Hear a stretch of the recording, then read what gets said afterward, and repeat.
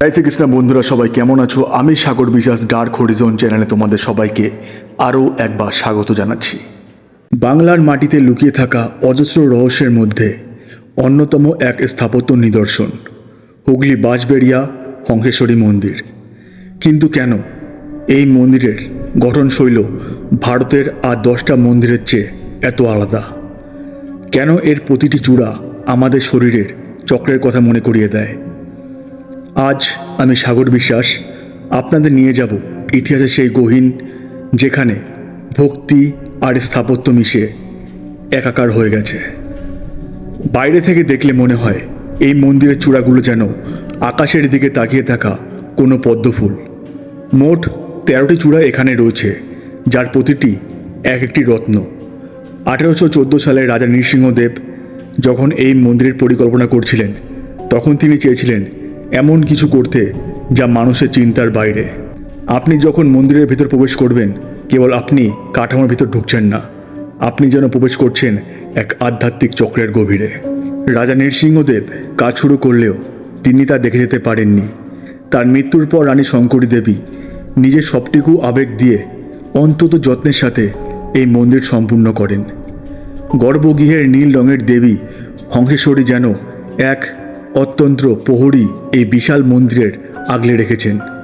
দেয়ালের গায়ে খোদাই করা প্রতিটি ইট, টেরাকোটার কারুকাজ আজও আমাদের এই নবাবী আমলের শিল্পের কথা মনে করিয়ে দেয়।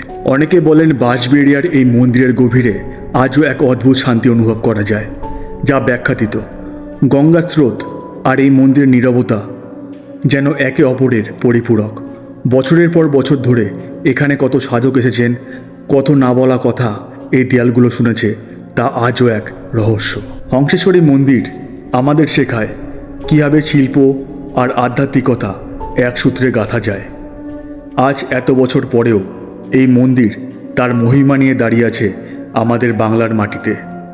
যারা ইতিহাসের সন্ধানী, যারা স্থাপত্য সৌন্দর্য ভালোবাসেন, তাদের জন্য হংসেশ্বরী মন্দির একটি তীর্থস্থানের মতো। আমি আমার এই দীর্ঘ ভ্রমণে অনেক রাজবাড়ি, অনেক মন্দির দেখেছি, কিন্তু হংসেশ্বরী মন্দির এই অনন্য রূপ সত্যি আমাকে অনেক মুগ্ধ করেছে।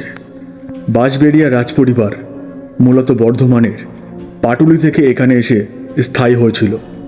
এখানকার জমিদাররা প্রজাবৎসল হিসাবে এখানকার পরিচিত লাভ করে।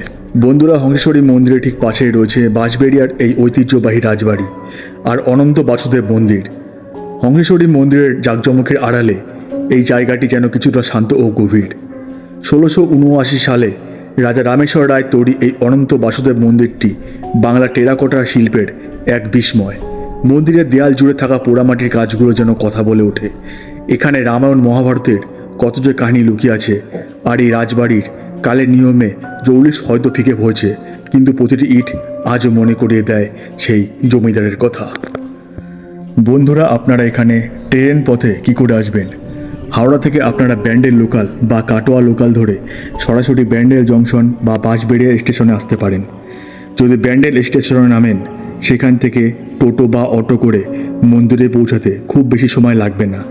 আর যদি আপনারা বাঁশবেড়িয়া স্টেশনে নামেন, সেখান থেকেও টোটো করে খুব সহজেই এই মন্দিরের সামনে চলে আসতে পারবেন।